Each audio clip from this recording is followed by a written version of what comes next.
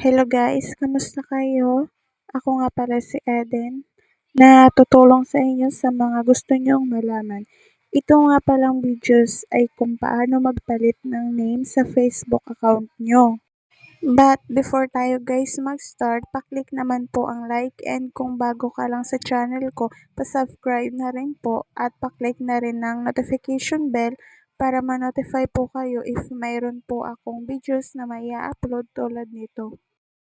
Makikita naman po natin itong Facebook at ang name nito, ang name po ay Maria Linda Bintoy. Back lang po natin ito at mapupunta po tayo sa home, and click na rin po natin yung tatlong guhit sa itaas at mapupunta po tayo dito, tapos scroll lang po natin pababa at hanapin lang po natin ang settings and privacy. I-click po natin yun, and click na rin po natin ang settings lang. After po natin i-click ang settings privacy. Dito naman po, pindutin po natin ang personal details. Sunod pa po, pindutin natin ang profiles na ito. And pati na rin po ito, at saka po yung name dyan, na po tayo magpapalit ng name natin kung ano pong gusto nyong ipalit na name.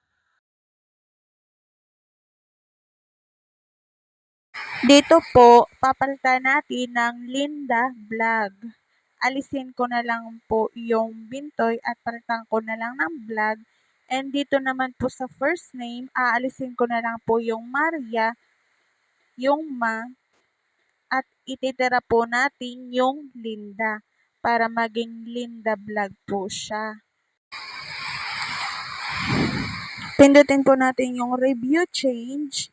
Ito nga po pala pangalan ni Mama, and FB account rin po niya ito na gusto niyang palitan. Nag-a-upload na rin po kasi siya dito ng mga vlog videos. Kaya sakto na rin pang post ko na rin sa aking YouTube channel. After po, pumunta po tayo dun sa pinaka-profiles nito para tingnan po kung nabago na po yung pinalit nating Linda Vlog. Yun po, naging Linda Vlog na nga po ito. Yun lang po. Thank you po sa panonood. God bless po everyone.